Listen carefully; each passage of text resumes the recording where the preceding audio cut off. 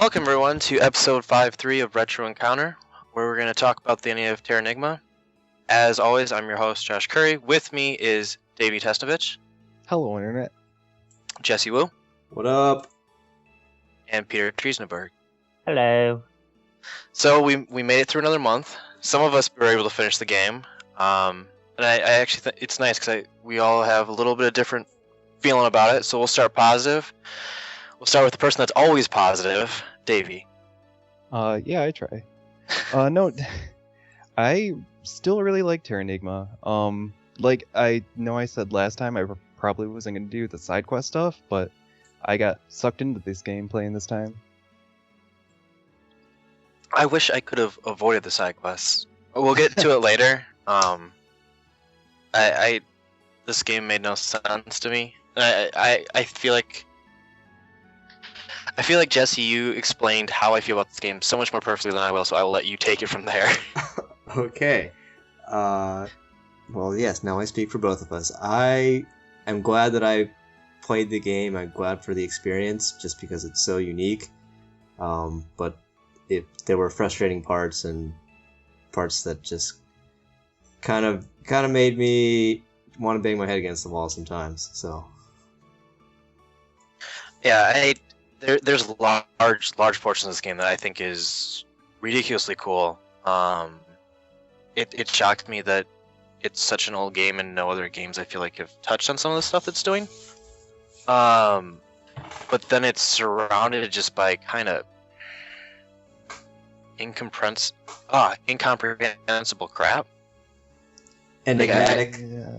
There's large portions. Yeah, exactly. I guess I should have expected that with the name, right? There's just stuff that you no idea what to do, and so you just kind of wander around. Which I know, last podcast I talked about how nice it was to wander around. No longer fun to wander around. There's too much stuff to do. But whenever I'm actually engaging in something that I'm supposed to be doing, I had a tremendous amount of fun doing it, and so it's kind of a toss-up. That's why I find kind of confusing. I'm happy I played it, but not sure I actually overall really enjoyed the experience. But I think possibly the most sour in the game is Peter, so we'll let him do his 2 cents. The Peter minute begins now. I think for me, with Terranigma, I'm putting it in the same camp as Trails in the Sky when it comes to games that we did for the show. It's a bad place for it to be. It's the place where, for me, it's the games that I wanted to like that I kind of wish I hadn't played for the show because the time crunch was starting to get to me, and I think it exacerbated some of the problems that the game has. Yeah, for sure. I'm really interested in Terranigma's thematic material, and I think it looks and sounds great for a SNES game, and it's got a lot going for it. But as I was playing it, like Josh mentioned, some of the more incomprehensible stuff and the lack of direction, and we mentioned this last episode, the terrible dungeon design really started aggravating me. Yeah, so like at one point you're climbing across a rope and you have to jump off of that to like basically another rope. Yeah. And it's like, this is impossible. Nobody would do this. And then you're like jumping off a cliff and swimming underneath another cliff without really being able to see that there's an entrance. Yep. It's like this literally makes no sense. This is one of those that like I picture today it being put in like a GameStop and it being like strapped to a game guide, or they're like put it next to be like, haha, we know you have to buy this too. Yeah. Even if you don't buy it now, you'll come back in 2 days. I normally hate guides like while I'm playing through a game, but I would really recommend using a guide at least just for when you get lost in this game, because it really just doesn't tell you where, especially all that world map exploring, like at the end of chapter 3 when you're doing the Starstones, like you have no idea where they are, and if you don't use a guide, you could just like explore the entire world map like 2 or 3 times. Yeah, it's just not intuitive at all. Like you need to have a better sense of direction, or just be really lucky. So, as a callback from episode 2, did anybody open up the map when they were going through that? I didn't. Wow. No, because we're gonna bash the game about like we didn't know where to go. Well, to be fair, when you're in the boat, you get a world map in the corner of the screen. Yeah, which And- is worthless. And you can't use the dimension box when you're on the world map, so I don't know when you can pull up that map. I was more thinking like, hey, I just left a town. I'm gonna pull up the world map. Oh, that's where I'm supposed to go. I'm supposed to go to Great Britain, or I'm supposed to go this or that. And then I jump in a plane. I jump in a boat. I jump on a bird. That would make me feel real dumb. Yeah, but I'm like cringing now. That's like, oh, I should have at least checked that before we came on. I thought about it when I was on the world map, but like I said, like I would push the dimension box button and nothing would happen. And maybe that's an issue with, again, we've kind of complained about that menu. It's not in your face enough, and you don't really need it. When you want to use it, you can't. And so I think a lot of us at some point were like, well, the map's worthless, I'm not going to use it. And so it's one of those things that just went to the back of your mind, like, it does not exist. But as soon as we come on this podcast, I always remember it. This is a game. This is a game. Not to get too sidetracked, but I think that this is if any game like really deserves a remake, Terranigma would be it. I think there are a lot of concepts in this game they could revisit and polish up. Which aren't the rights to this owned by Square Enix now? Well, it used to be yeah. Enix, so Yeah. And they did release ActRaiser on the WiiWare store. So But that's it. None of the Soul Blazer games, right? I didn't check, but like I'm just saying they still hold those rights. Like after the merger, they obviously released an old Quintet game. But they couldn't just like re-release the game. Like they would have to overhaul it quite significantly. Yeah. You know. But this game would be amazing with some good voice acting. Yeah. It struck me definitely after having the last story, and I really enjoyed the characters and their speaking parts. I definitely miss that. Definitely towards the end of the game, when you're dealing with two L's and trying to figure out what's going on, and it would have been great for some of those more emotional moments to have voices. One of them should have had a Cockney accent. One of them's got purple hair and one's got orange hair. Yeah. Yeah, it took me a while to realize that. Yeah. I got really confused. I kept getting really mad. Because I'd look, and then there's Ride, the other girl, the protector girl. Oh. Frida? Frida, Yeah, there you go. yeah. Ride. No, the guy, the Royd other is guy is the... Royd. Yeah. Yeah. The blue-haired Like guy. hemorrhoid. I was thinking steroid. Oh, okay. Because he was always angry. Yeah, that's true. And he said he was strong. Yeah. I kept confusing her. I thought she was L. And so that got even more confusing because then there's two L's and also. Right. And then you have Merlin girl. Maylin. Oh, yeah. The first couple times I read it as Merlin, which was really confusing. But then she'd have like, oh, I'm just going to randomly conjure up an additional L to make it even worse for you. And I was like, I can't keep track of any of you. But yeah, I would have actually really enjoyed having voice acting because the text moves so slowly. And so you have these like emotional moments, and all of a sudden I could just feel myself getting like really frustrated. I was like, I want to hear a voice. I want this to move faster than like a 2-year-old typing. I would have just liked advanceable boxes. Like, I don't get why I can't advance that dialogue. Because they didn't do that back then? No, some games did. Yeah, but it wasn't standard like it is now. That's true. But yeah, overall, I like the game. I think mostly I have a really like terrible taste in my mouth because I had to use a guide almost the whole game. Yeah. Mm-hmm. Yeah, I hate that. And so, and it wasn't even like I think this game gameplay wise peaks in chapter 2. Story obviously it peaks in chapter 4, which they did a very good job kind of tailing the story. I liked that. Yeah. But 2, even if you're in an area and you could get frustrated because you might have missed an enemy, so you weren't getting a soul to pop up, or you didn't know exactly where to go, or why do I have to backtrack to the beginning of the level or whatnot, that's fine because you knew you belonged in that space. And there's so much in the 3rd chapter that, like we were saying, you don't know where you're going to go. Right. So you could be in a space that's wrong and also not being able to find what you think you're supposed to find in there. On the other hand, like, I had some legitimately satisfying moments of exploration. Like, especially when you first get your boat and you don't know what's out there. Like, it's fun to go around and find new towns. Yeah. It's crazy because all of a sudden you're like, you needed to have those birds everywhere or like collect 10 logs to build a bridge. Yeah, that was weird. That was terrible. That was absolutely awful. But then all of a sudden it's like, you know what? Just go anywhere. Doesn't matter. Yeah. Wherever you want to go. Yeah. Which it opens very quickly. Yeah. And it does so in it's empowering, which I really enjoyed because you had struggled so long trying to get places. Yeah. But then, like we were saying, like with the map, it quickly becomes frustrating because you don't know where you're supposed to go either. Yeah, and I use the guide as well, and that's probably one of the things that I'm a little sad about, is that I missed out on that feeling of exploration.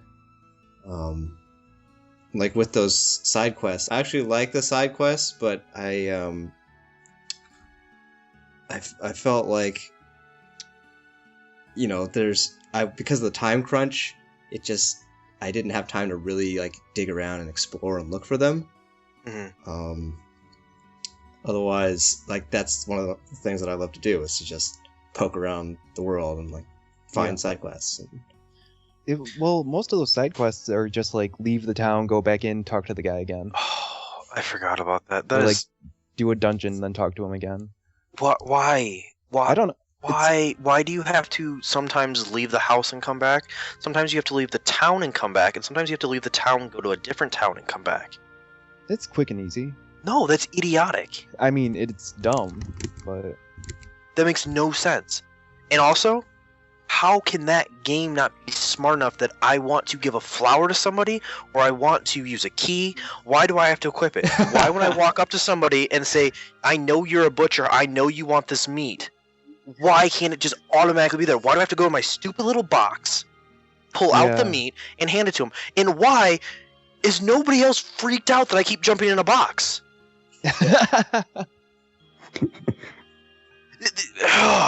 Yeah. That is the eternal video game question. Why don't they comment on the weird stuff I'm doing in game?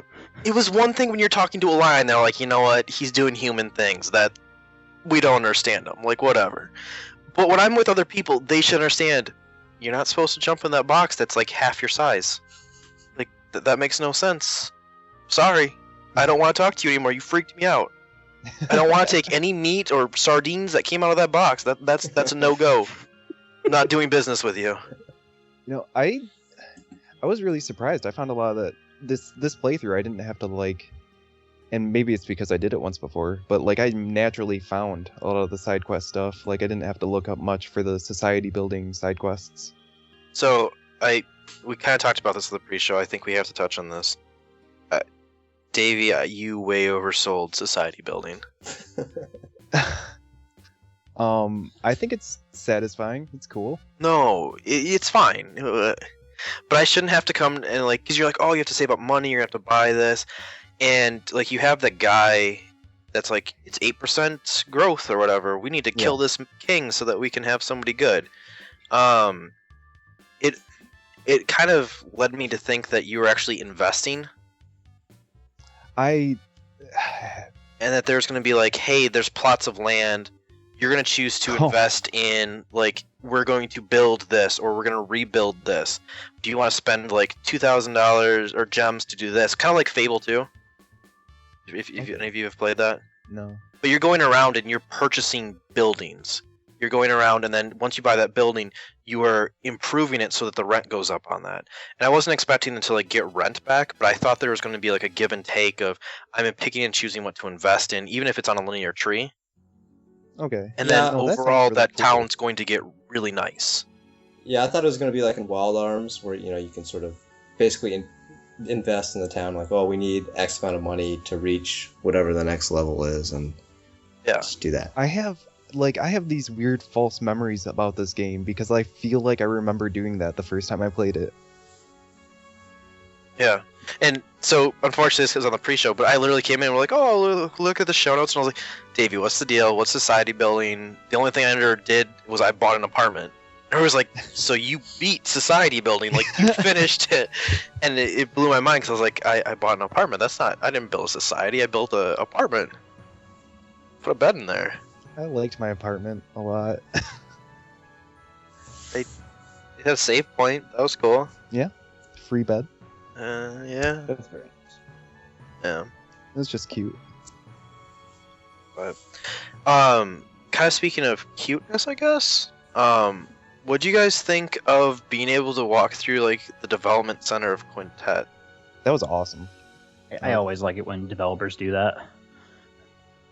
It also gives you a weird perspective into the development in this game, because like People are complaining. they're all complaining about crunch, and like there's a crash space that's just horrible looking. And one of the people is like, hopefully I can go home. I haven't been back in 2 weeks. Yeah.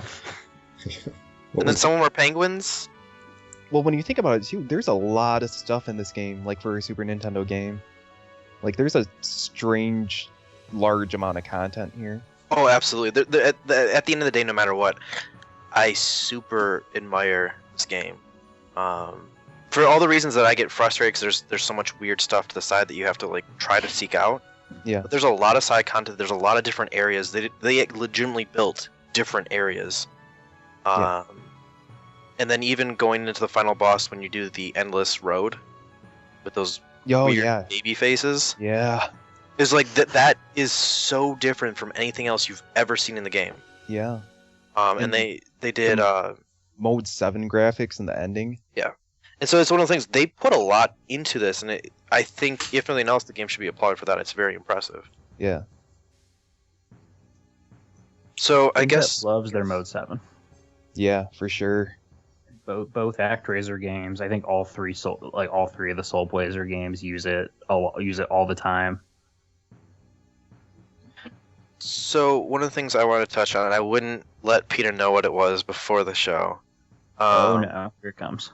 But it was like a week ago, I think, and all of a sudden Peter was like, "Yeah, this game just not working out for you." Was that kind of what you were saying before? Like, what was so off-putting? Because you said you had fallen really far behind. I like I said earlier, for me, it had a lot to do with trying to play this for the podcast, and combined with kind of how I was getting stuck in almost every dungeon, because I guess the way I was trying to play it, like, let me back up a bit. The chapter 1, when you're going through the 5 towers, I think gave me a false impression of what the dungeon design in this game was going to be like. Yeah. Because as I was playing those, I'm thinking to myself, okay, this kind of makes sense in weird video game logic. Like, it's intuitive. You can kind of see here's the puzzle pieces you need. Here are the solutions to each puzzle. But then as you go on through the game, especially I think later on in chapter 2, the dungeons just get vaguer and vaguer, and they make less and less sense. And then that kind of extrapolates to the world map in chapter 3. Yeah, and by the time, like, I was kind of, I've just been trying to keep up with school and stuff. So like, as I'm trying to play this game, and it's making less sense than, like, I don't know, my freaking like Spanish homework. Yeah, I will say that when you play something for the show, like on the time limit, every time it wastes any time, like any amount of your time, you just get like so much more frustrated. Yeah. This I kind of agree. This is, for me, was a very hard month as well, just timing wise. Inside Baseball, we're recording Symphony of the Night like 2 hours after we're done with recording this one. So this is one of those hard months that have basically 2 overlapping games. And then also, like, Peter, I have school as well. And so yeah, right. It was one of those, and there's games that, like, pull you back, which we have to get to Davi's wonderful story. This game never felt like it was tugging me back. Like, I turned the game off and the game was done. And I had to remind myself to go back to it, which is usually a bad sign for me. Mm-hmm. Yeah, for sure. It started to feel like work. Well, it is work. Sense. It is, but it's not like playing FF10 for the podcast. I love FF10, I can play FF10 like whenever I want, and I get to talk about it on the show for 2 hours, yay!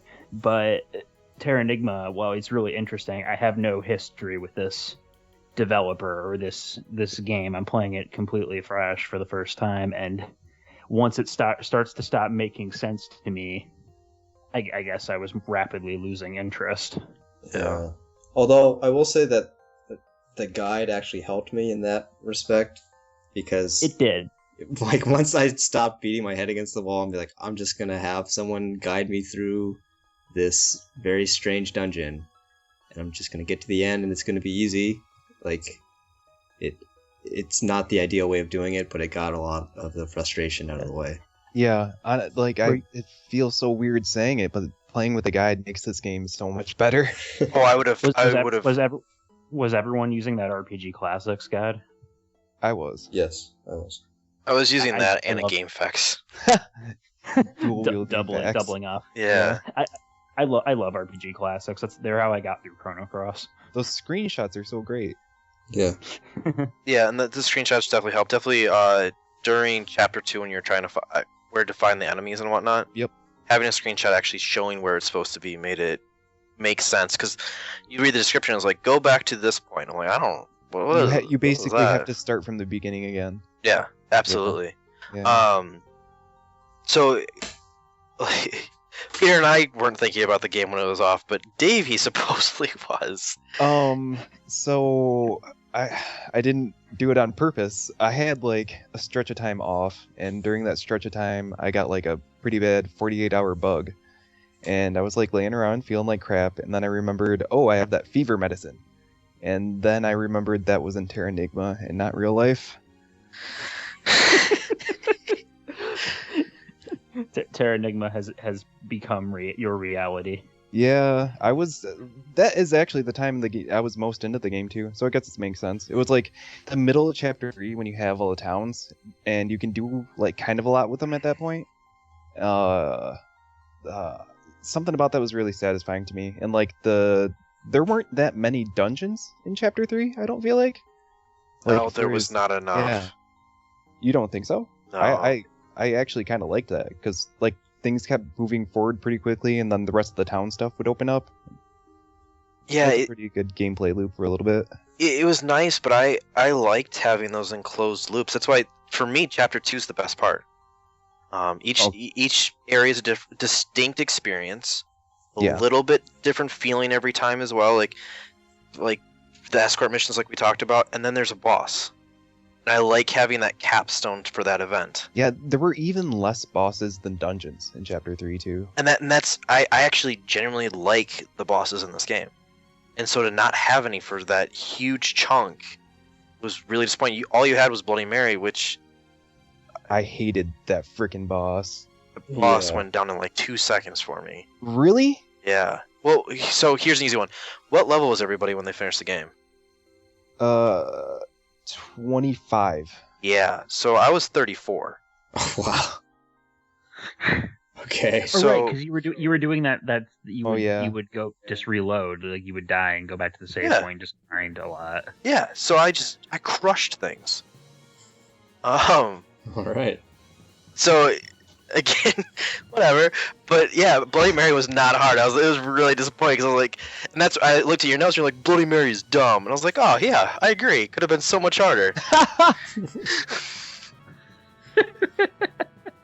No, I was gonna say, like, I actually didn't like the bosses in Chapter 3 for the most part, but I guess I was probably just underleveled because I had a hard time with a lot of them.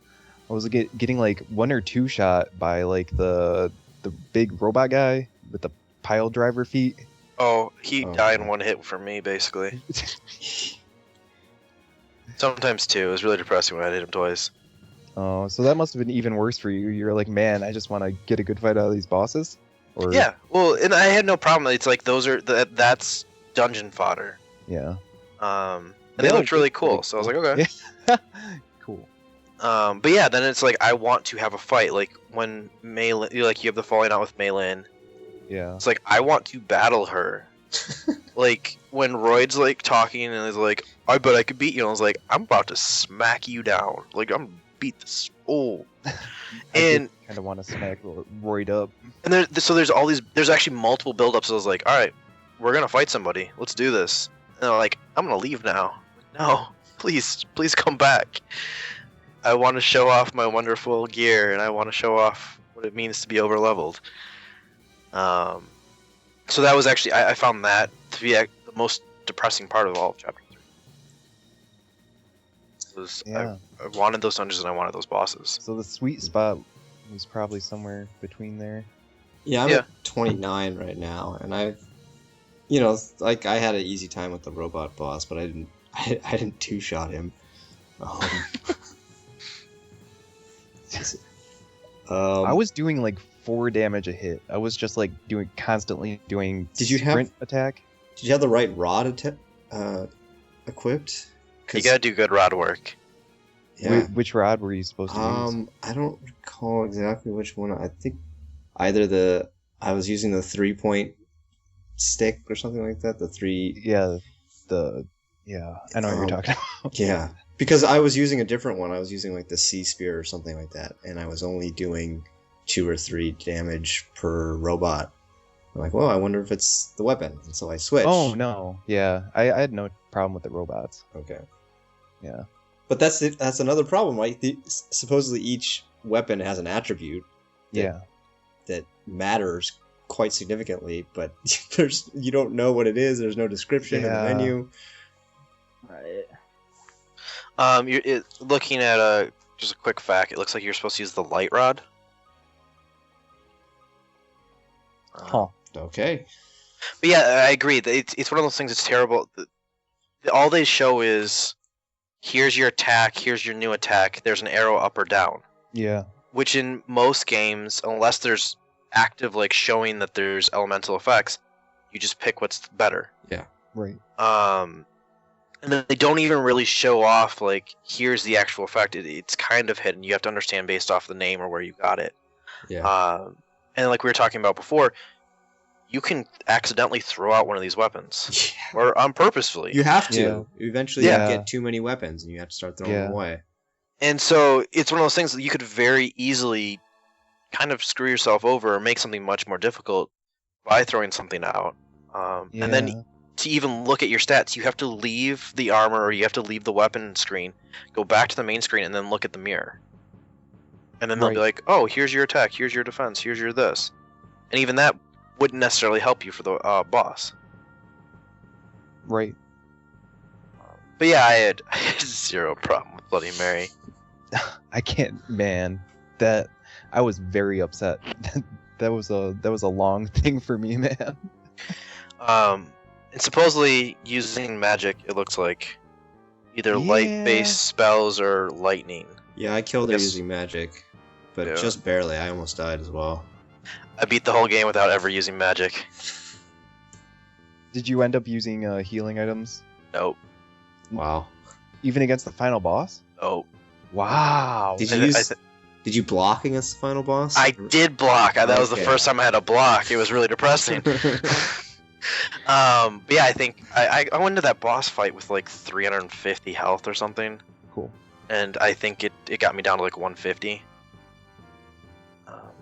I still don't really understand how you were supposed to necessarily fight the final boss, because it shoots stuff at you, you avoid it, and then it shoots its spiky icicle head at you, and then it stopped next to me and I swung once and it died. Okay. Well, yeah, what I did was like I hung around bottom screen. I did the like dash attack back and forth a lot. Yeah. The iframes. To avoid it. Just kind of lure him down there and take pot shots when I can. Yeah, that was okay. I thought it was fun. It's fine. I think it's not one of the best boss in the end. He was... Never mind. I think Chapter 2 is the best stuff, gameplay wise. Sure, yeah, you're right. The story of specifically 4 is fantastic. Yeah. Confusing in parts, like the end of 3 where we're like, oh, so the world's dying, but it's not dying. People live forever, but you're choosing who's living forever. I died because I touched a computer. What? No, you died because you got zapped by robots that are sort of. I like how they reference the 3 laws of robotics. Robotics. Yeah. Of all the concepts to introduce. Well, it gets so much better than that because all of a sudden Yeah. you're a baby, Yep. and there's 2 L's that one wants to kill you, one doesn't know what to do because there's another L, and then you just magically transform into a human, and people are Then really Satan shows they're more surprised that Ark's there than that you used to be a baby. Right. What? I'm not that far yet. So. And then Yomi pops out and it's like, yo, this Yomi's bad. Yeah. And it's like, what is going on? Uh, And then you go through all of this, and Ark literally has like the emotional capacity of a teaspoon, because it's like you already like completely screwed over Mei Lin. Right. You have 2 L's that you've readily admitted that you both like, both of them. Yep. And then this one expresses her love for you after she tried to save your life, and you're like, you know what? I need some time to think about this. yeah. I mean, that was a really messed up scene for sure. And it's like you as the player, like you don't know what's going on. You're like, is this a dream or is this like really happening like in the real world in the game? Like it was really hard to discern, and I like that about it. You liked being a baby? No, well, I liked how confused I was, and like that probably like 5-10 minutes of just trying to interpret what was going on in that scene was an enjoyable experience. I feel like the half an hour on each side of that of confusion was Yeah. all right, because you find you found Frida in a bed. Yep. And she was sick. I thought that was Elle, which that screwed me up. That was confusing for me as well. But then there's like a dream, but you're inside the dream. Right. Yeah. But really, it's her mumbling. Right. And somehow giving her ginseng allows you to enter her dream. Yeah. Oh, I'm so happy you brought that up. That was insane. It's like you have to cure her of her bad dream. Like so how is that related to ginseng? Like how is this? Yeah, it just that whole section, and then we were talking on pre-show, like, what's the deal with Baruga and like his whole role and everything, at least insofar as chapter 3, and it's like I kind of get it. Right. I feel like I understand, but I feel like they could have done a much better job explaining that. Well, I kind of like how interesting it is. Like it's hard to parse the information they give you, so you kind of think about it a lot. Yeah, and it's one of those things. I feel a lot of times if you're watching a show, reading a book, playing a game, you're either in a position that you know much less than the main character, or you know much more. Right. And I think we fully got to participate in the main character being massively confused, because we were just as confused. Yeah. So I did like that. I don't think Ark's supposed to be super intelligent, so him not Right. knowing what's going on with the zombies and why is there robots when I just invented the telephone yesterday. Right. Like I don't have an overall problem with it, so I don't know. But it's out there for sure. It gets really weird really quickly. Yeah. Dude, in that one scene when you're collecting the sunstones at Asterica, do you know what I'm talking about with the chalices? Oh yes. Man, that scene is insane. Because it's one of the things, again, it's like there's nothing else in the game that sets up that I should be just standing here and go into the past. Yeah. Or the future. I guess technically it would be the future. Was that story like a reference to something? I Like, took it as a premonition and for him to be worried about it. So like that, Okay. because you're seeing L, correct? Yeah. I took it as L's not good, and which okay. kind of makes sense because L was sent to kill you. Right. But then it's confusing because it wasn't Princess L, not Krista L. Which Krista or Princess L was actually good. I don't remember which L they used in that scene. And that's where, like we were talking about before, if they could tighten up some of these elements, there's so Right. much story there. It's actually, I think, from what I was able to perceive, it's actually a really well done story. Yeah. They kind of pull the rug out from you a couple times, and some Yeah. really good, like, I trusted this person, now I can't. I thought I saved the world, really I was destroying it. Mhm. The Elder. Yeah, Yeah. the Elder. Yep. And so there's a lot of that, and then the ultimate, like, you've been bad this whole time. Like, you are from the dark world. There is a light you. Right. There's so many, like, really cool story elements that if they tweaked how it was told and made it more understandable, just a little bit. Yeah, only a little bit. Yeah. For sure. Because that's the great thing is we've argued about this on the previous podcast of, like, when is the right time to, like, start letting the player know, because it's not fair for the player just to be completely surprised because you don't get the payoff of any of that. Right. But at the same time, making it so that they don't understand, so there was no way for them to expect it. They don't have that buy-in. Oh, you know what? Just this week, I just played Hotline Miami, and when I beat that game, I was really upset. I was like, "This ending sucks. Like, what's going on?" And I spent like about an hour and a half, like online reading about it and about like the theories and the meaning and the developer's message that they were trying to convey, and I enjoy it a lot more now. And I was like, oh, sorry, I was getting a go. So did you go back and redo it? Did you see the real ending yet?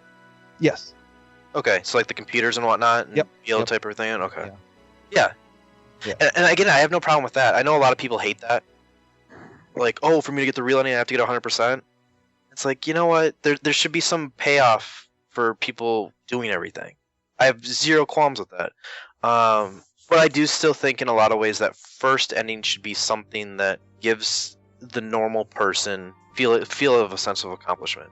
Yeah, for sure. But I just feel like that game was thought-provoking in a better way than Terranigma is, because Terranigma is like way too light-handed, I think. They need to have like a firmer touch.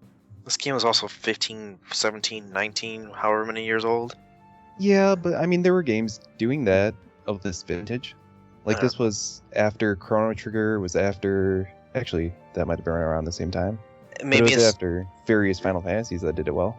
Maybe it's not fair for me to do this, but I'm willing to give it a pass because of its age. Yeah. I mean, it's one of those things that any of the games today are standing on the shoulders of all the games that came before it. Yeah, for sure. I don't know. Yeah, so we've kind of delved head first into the ending. Do we want to talk about Dark Gaia? And that Probably should. Dark Gaia is the Elder, right? Yeah. Yep, that's true. And that she built the town to take over the world? I feel like that was kind of a punch out. Oh, yeah. Well, that's a surprise. Like, yeah, well, like, to be fair, the game, that's one thing the game does just kind of drop on you. It's like, oh yeah, the Elder's Dark Gaia. Like, I don't feel like they really built it up before that point. I remember there was one scene that the Elder is doing something shady in, that Ark is like having during a dream or something. Yes. So they did some little bit of run up on that, and then bigger. So it wasn't terribly shocking for me. I had fully put together by the time that I didn't expect him to actually be Dark Gaia. I anticipated that he was like that I guess it would be a head priest, not a priestess, of Dark Gaia. Okay. Because they had really led into, and then this is what we were having issues at the beginning of the game, where we're like, oh, so where are we if we're not coming back with all the normal people, right? Like, this doesn't make sense. And then we touched on it last episode, is like, oh, there's a princess who's identical to RL, and then when you go to the town, it's like, this is our town. Right. This was destroyed. This is obviously, so that started leading into there is good, bad. They keep talking about light and dark, and it's like, right. Oh, there's actually a physical copy of everything. And so I was anticipating, which unfortunately we never get, I anticipated that there had to be an elder for up above, and therefore your elder had to be bad. Sadly, I never put together that you actually had to be bad then. Because I thought he was which he is, the resurrected hero. Right. That he then had to be the anomaly. Right. The one. Right. And so that's why I thought he was the literal one. There just wasn't another one. And so that really surprised me. I was like, oh, you're talking to yourself because there was a light arc. Yeah. Which that light arc had to feel pretty good. I was like, planned on saving the world, slept in though, and this other guy went and did it for me. Speaking about sleeping in the ending, I like how they're like, well, this world's going to be gone soon, but we're going to give you one more day of the life you want. And you're like, okay, well, I'm going to go to bed. Well, well, in all fairness, originally when Light Guy was like, hey, we really appreciate it. You get like 12 hours to stay alive. Right. So you're going to give me 12 hours in this town where nobody is. I'm staring at basically all the dead remnants of my entire life sitting in this, so you let me think about all these terrible things that happen to people I care about? That's what we're doing? That's my prize? So I was at least happy you got to talk to Al for like 2 seconds. Yeah. But yeah, then he was like, yeah, well, that's how this whole game is. For anything to actually move forward, You just need to sleep. you need to sleep or you need to leave. Yeah. But they and I was ready to just rip this game apart. That ending infuriated me. Because it's one of those things is like, you know what? I feel like there was enough resurrection stories of like he died as a dark person, he resurrected himself as a light, he became the champion of the world. There's enough there to be able to say, like Guy to be like, thanks, let's keep you alive, like you've earned your place in the light. Right. But they have that after credit scene. And that's where like I was so pissed, and then I sat through that really long credit scene of a bird flying because I wanted to watch more birds flying. I did. And then Music's pretty. I had it on mute. Oh, that's a song. I've been playing it on mute as well. I'm with you now. Yeah, it's wonderful. It goes by so much quicker. And now you'll be really happy, Davey, for Symphony of the Night. I'm just listening to other music. I don't even have it on mute. Sorry. Oh man. But at least the ending that they kind of bring it back around. They imply enough that you could have survived, or they brought you back, or so that made it so the game's back in my good graces because of that. That's awesome that they got you to ride that roller coaster. It's not a roller coaster I wanted to ride though. They forced me on it. So, but yeah, I don't know. There's a lot there. It's a lot of confusing stuff. It's actually kind of difficult to try to unpack all of it. Yeah, it really is. Especially since I was like in a fever coma half the time.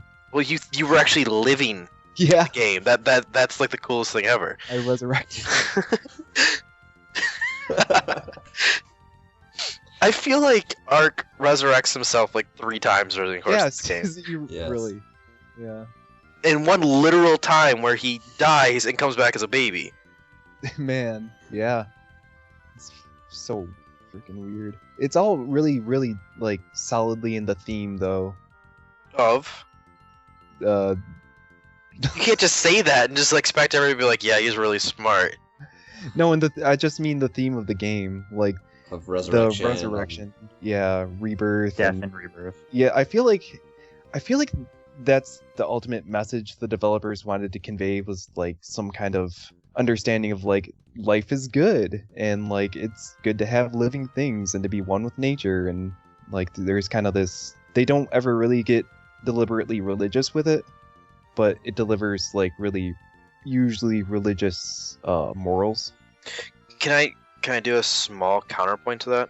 Yeah. About like the world being good. Is the world actually good? So you do everything to resurrect the world.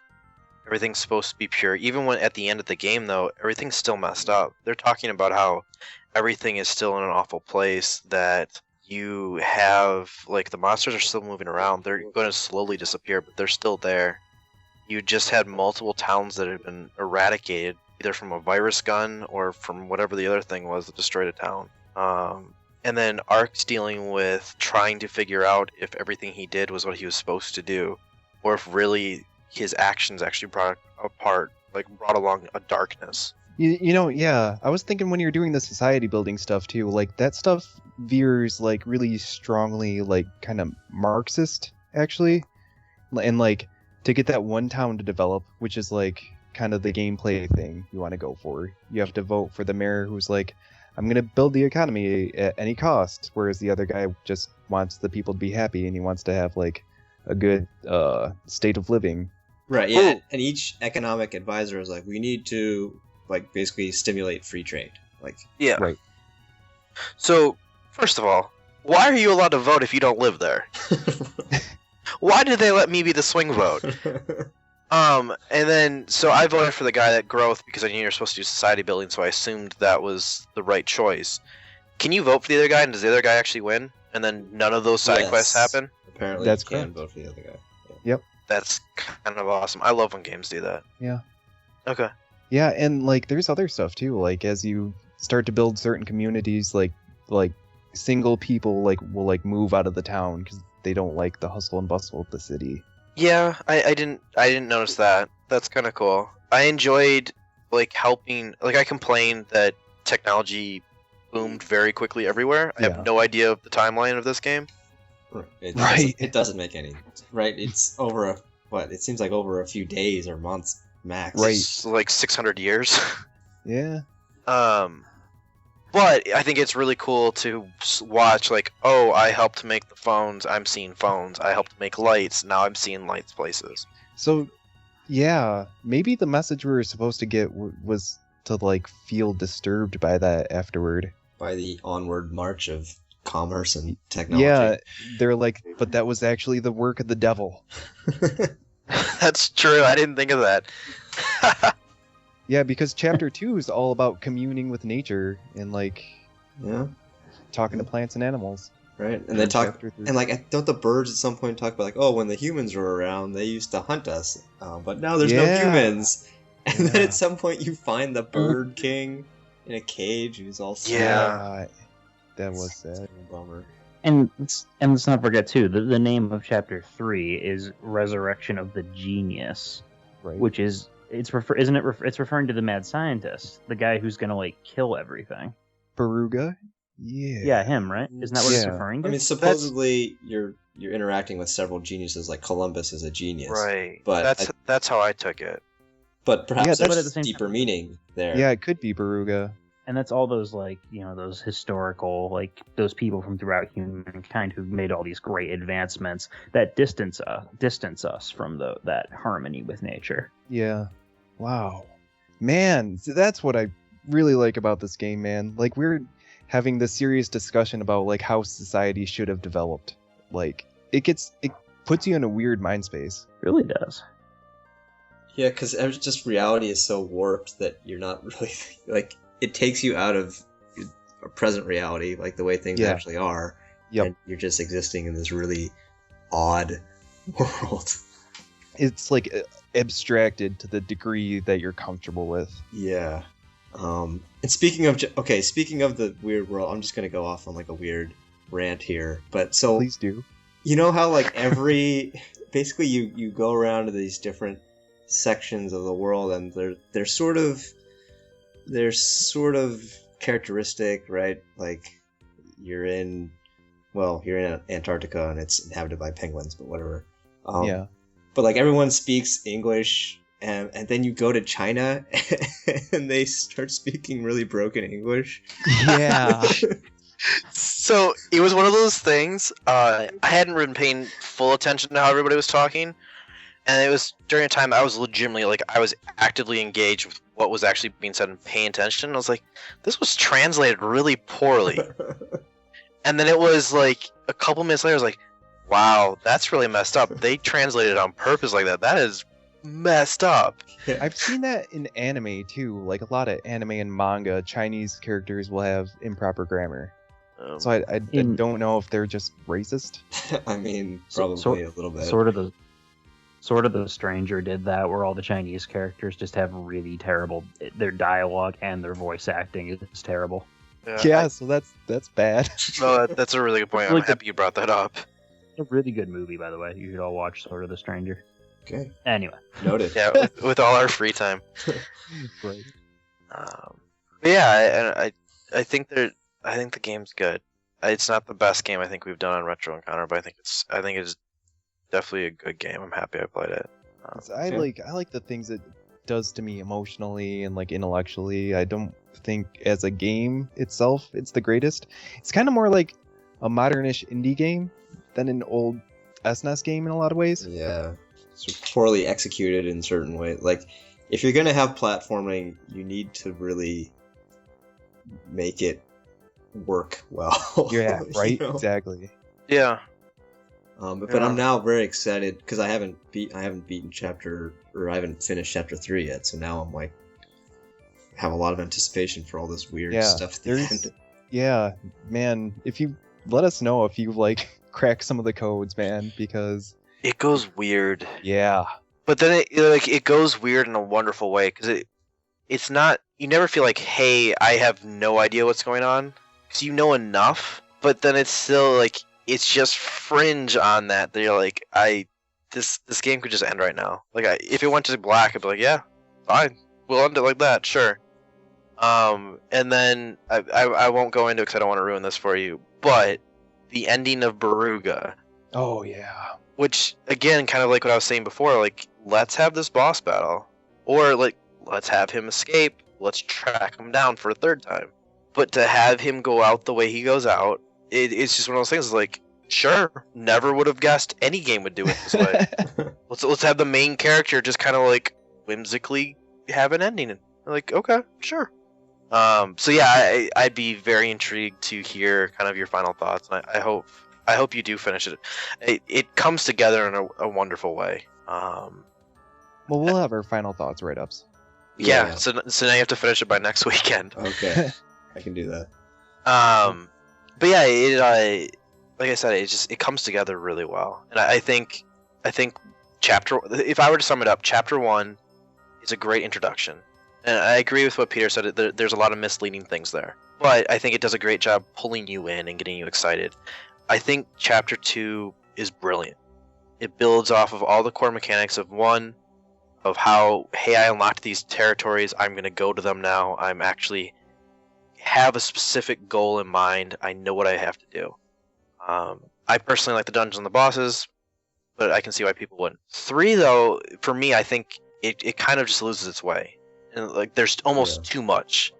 And there aren't very clearly defined goals. Like, you're supposed to be building the world, sort of, but, you know, like, you have to build a plane, sort of, and you figure that out, but you don't know that until you rescue the guy who needs you to build a plane. So right, and they take some of that just awkward stiltedness of chapter 3, and they roll into chapter 4, and there's still, you have to fill in the gaps of like where I'm supposed to go, but they give you enough hints, and it's much more on a linear path then again. Mm-hmm. And that's where I think, like, I don't like how they do some of the encounters, but they definitely, you are ramping up to something, you are getting excited. They bring everybody back, so you have these kind of emotional touch points of like, cool. I saved this person, they're coming to help me. This person, remember when I did this? The dog's heard. I know. But you get all those you get those emotional payoffs for everything else that you've done in the past. Yeah. And you have people that were formerly enemies coming back to help you. It does a really good job of just bringing everything together, and then there's a good ending. Like, you feel fulfilled. Yeah, I feel like a lot of video games botch the ending, but I really feel like Terranigma nails its entire end sequence, actually. Well, so that's our 5th chair of the podcast. Well, so I call this the Lost, like the TV show Lost problem. And I adore that show. But at the end of the day, you have to explain something. Yeah. And why everything is always amazing is it's in the mystery. Right. Like, that's what's going to drive you forward, because you want to solve that. You make all these crazy ideas in your head, and each one's more fantastic than the last one. And no matter what, at the end of the day, reality's not going to be as good at that. Or you have like, oh, well, I already thought about that like 5 hours ago. Whatever. And so the great thing about Terranigma is they never actually want you to understand anything. And so there's still mystery at the end. Yeah. So they wrap things up enough that it's like you feel kind of fulfilled, but there's still mystery there, so that you don't have that like, well, that's kind of disappointing. Yeah. They wrap up things for the characters in the main story while leaving some of the mystique to the setting, which is just to be counterproductive. I'm gonna say Lost failed to do. Yeah. No, I that is my favorite TV show of all time. But that ending is ho-hum. Yeah, exactly. And I think Lost could have actually taken kind of some notes from this of don't explain everything. Why this is amazing is because it is confusing. Let me, like, I know people complain about this, but you look at The Sopranos, and that was an ending that people were going to talk about for years, and they did. And to a lesser extent, or a much lesser extent, Terranigma has an ending that we could probably have a full 2-hour podcast where we argued about what we thought happened. Yeah. And that's why you have that letdown before the credits. You stay for that credits, and there's such a payoff there. Even that scene though, even the post-credit scene is vague. Yep. And that's why it's wonderful.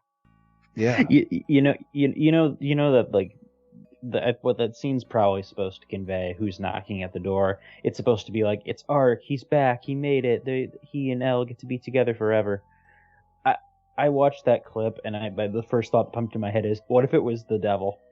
No, what's even better? It's a purple-haired light Ark. Yeah? Like his light side half? Yeah, Right. His light side's like, Could've been interesting. thanks for buttering it up for me. I'm gonna go close. I'm gonna reap all the rewards. Oh, that's just cruel. No, like, and that's the thing is, like, there's so many different cool things there. Yeah. Maybe chaos, like, maybe not all the chaos was solved, so now somebody's coming after her. Like, there was other people beyond just. They made this impression that there was lots of people out for her. Maybe some of that group's still there. Maybe it's a light Ark. Maybe it's dark Ark that somehow got to survive. Right. Maybe it's somebody delivering her a pizza. Yeah, it could be any of these things. We did invent pizza delivery.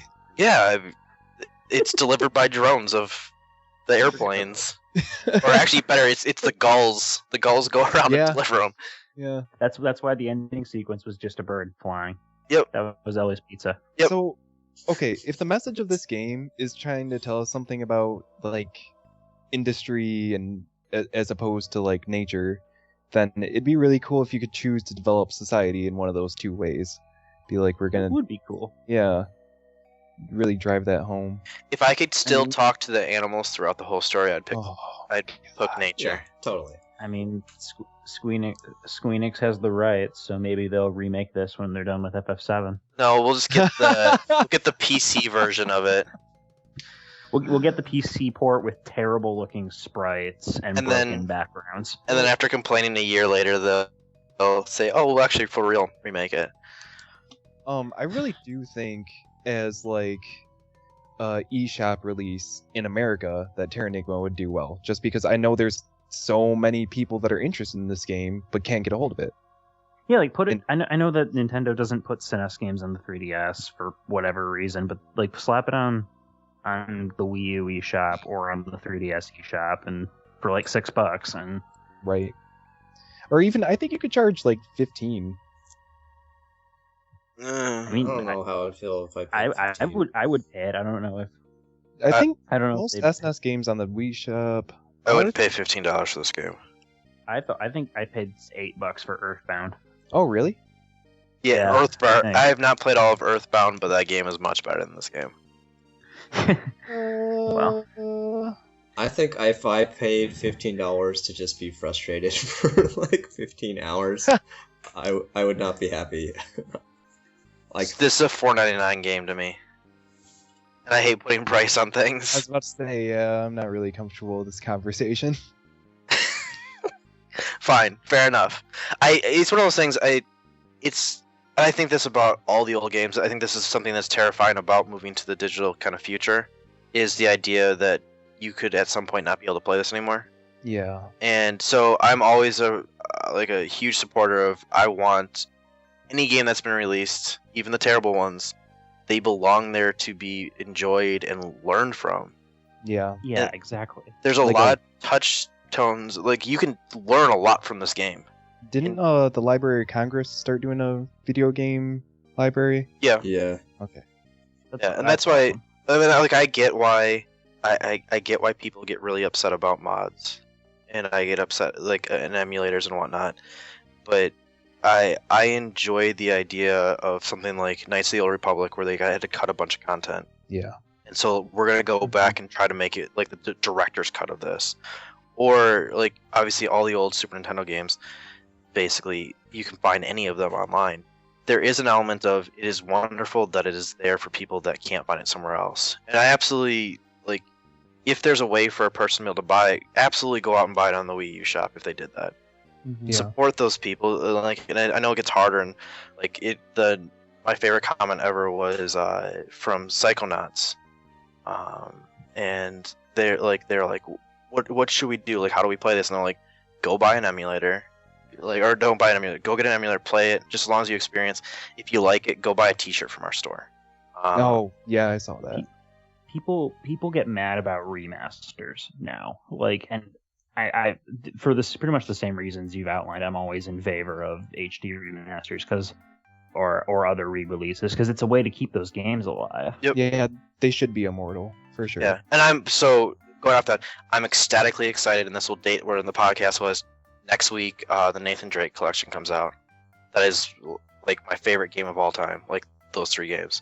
And my PS3 broke a couple months ago. I'm not gonna go buy a new one. I can't play those games, and now all of a sudden, it is putting it in a realm that I can actually enjoy games that I enjoy.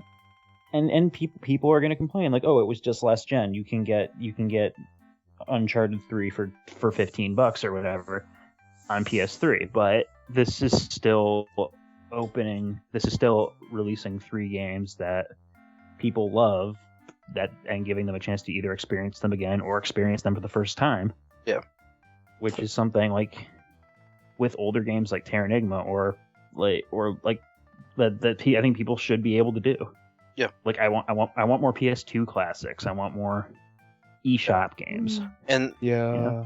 I mean, I'm fine with that as long as that revenue, that sort of guaranteed revenue stream, is enabling studios to experiment and build new IPs, right? Because the flip side of that is that everything becomes a remake, everything becomes a sequel, and things can become creatively stagnant. But if it enables, yeah, and if you have a system where you can milk these revenue sources and that enables you to take other risks, then fine, Yeah, that's I Capcom I think recently was like, oh, if you like this, we'll just keep making them, and it's like that's not the right way to do it. I think the right way was Naughty Dog when they were like, we moved over to the PS4. We want to figure out how to do this architecture. We're going to remake The Last of Us. We're going to use all those lessons we do, and we're going to put it in a new Uncharted game. We're going to do it in our other games that we're working on. Yeah. And I'm perfectly fine with that. And yeah, you have to walk that line between we're going to just reshuffle this same old crap. And it's not crap. It's like we're just going to keep repackaging this, and you guys are stupid enough, you'll keep buying it. Which is worse, Capcom saying that they're gonna just repeat the same thing you like, or Konami, which is gonna be, you like this thing, we're not gonna give it to you anymore. They'll give it to you again. Don't worry. Wait 5 years. They'll be back. Once the pachinko machine business dries up. That pachinko machine business is never going to dry up. That's a lie. But yeah, how many last? Don't be waiting for that. You'll be very disappointed. Yeah, but how many last Metal Gear Solids have there been? I think maybe 3 or 4 even. Well, he wanted to stop after the first one. He didn't want to do 2. Exactly. And now they're going to keep crapping them out, and they're not going to be as good because they're missing. Yeah, I was about to say I don't want them to go there or back to Castlevania either. Well, we got Bloodstained now, so we don't have to worry about Castlevania. Exactly. I'm really interested in, just total side note, I'm really interested in what Kojima does now. This whole thing's been a side note. The last 20 minutes have been a side note. No, I absolutely agree. It's one of those things we get so caught up. I heard the number the other day that the Call of Duty that's coming out is going to be Call of Duty 13 or something. Yeah. And it's one of those things that's insane. It literally is. But at the same time, we're at Final Fantasy 15, so that's not even counting all the innumerable spin-offs. Right. But every Final Fantasy, every numbered iteration of Final Fantasy is vastly different from the previous one, right? You're right, and that's I think the most respecting. Yeah, no, go for it. That's fascinating. I'm gonna do a completely. You love that battle system. I'm gonna destroy all of that and start from scratch. Yeah. And I completely agree with that. So I think. So, well, I was gonna say, since we're talking about like sequelitis and stuff, like if what interested you about Terranigma was that like mystique and the story presentation, I would definitely recommend that you check out Illusion of Gaia sometime. If you can get it on the list that we're supposed to play it for a week, I will play it. I think it's in our doc. Yeah. So let's since Davey wants to talk about the game we're supposed to talk about. Does anybody have any final thoughts? I don't know. I haven't worked Breath of Fire into this yet, so. Breath of Fire into this yet, so I don't think we can. Let's argue about Breath of Fire 5 some more. I can do that for a whole show. Breath of Fire. We can talk about dude, 6. I don't think. Sorry. Go ahead. Breath of Fire, I 6 doesn't think. count. Yeah, I think Breath of Fire has usually.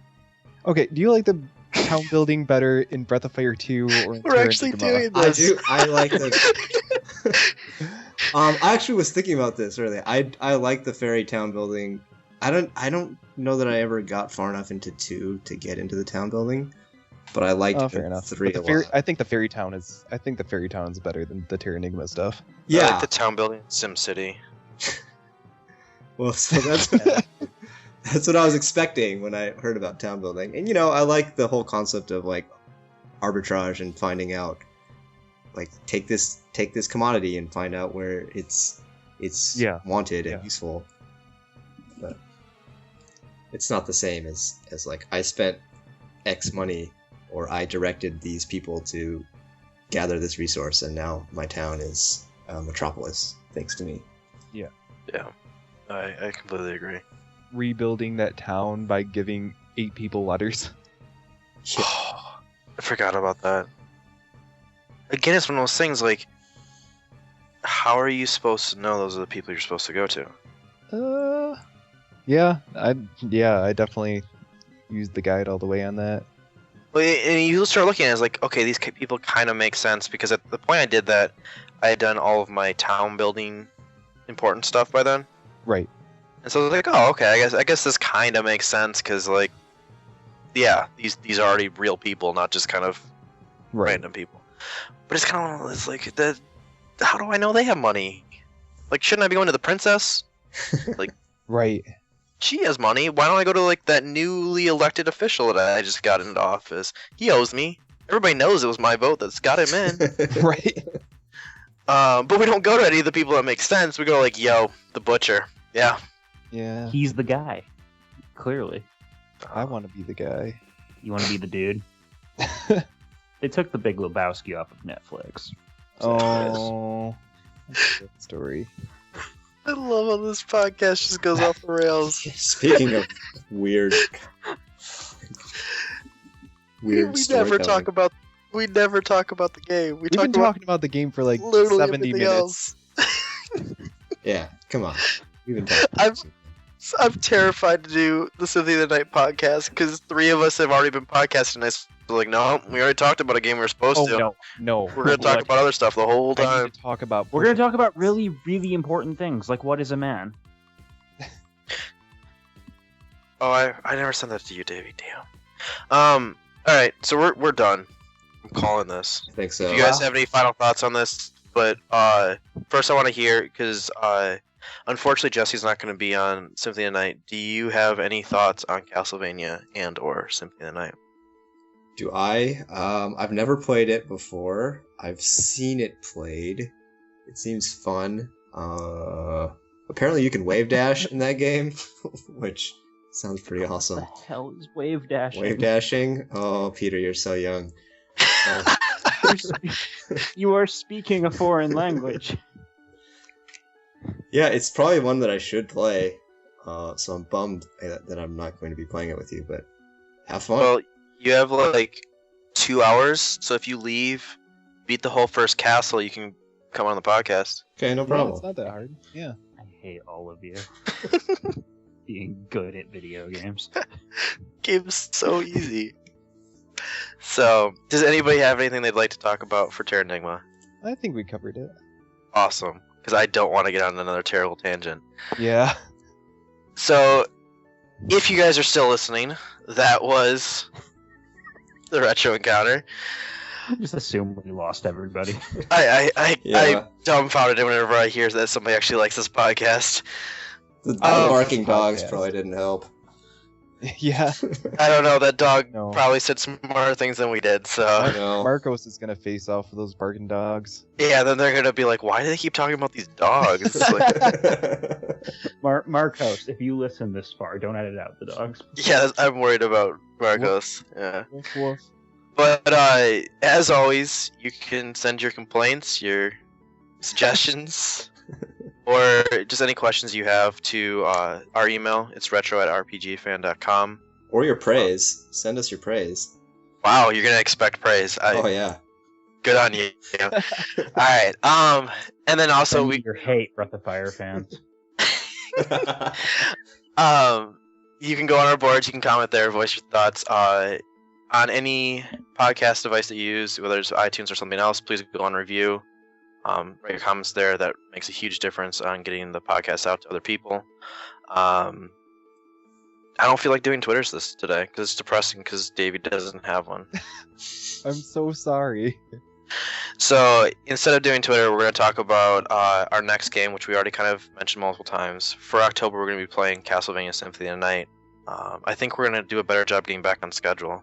Yeah, for sure. This is kind of a wonky month, so we apologize for that. Except for Peter. Yeah. Well. So please don't be turned off by the podcast from this one. Please continue on next month when we play that. And then this is a new happening at RPG Fan.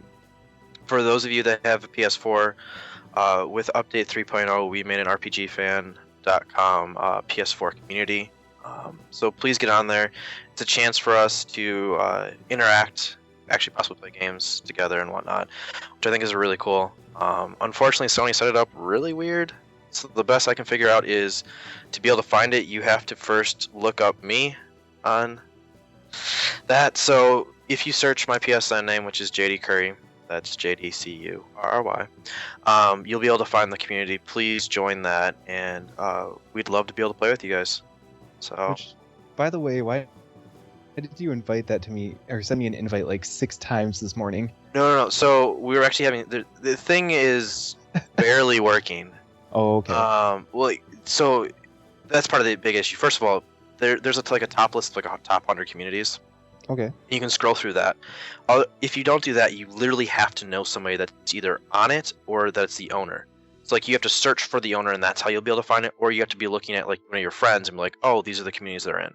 So it's kind of set up wonky. And I was going through, and I invited everybody once, and for some reason it sent multiple. So that's kind of broken. We had Caitlin. Caitlin actually joined on the first invite, and then proceeded to send her invites after that. Yeah, me too. So it's in its fledgling kind of state. The appeal there of being able to see what everybody else is doing. There's like a message board. Yeah, no, it's cool. It made me wish I was playing FF14 again. And I'm going to say this, and I know everybody else at RPG fans are probably going to be disappointed. So if this is edited out, sorry. But we can set up events. So we can set up like community nights where we all want to play like a multiplayer game together or something. And there's a lot there. You can join. You can start parties from that. So if everybody wants to join like Destiny with me or something, like we can have a lot of fun with that. So please go on there. Please join. Please go on the boards or send us an emails, voice your thoughts. And as always, we appreciate you listening.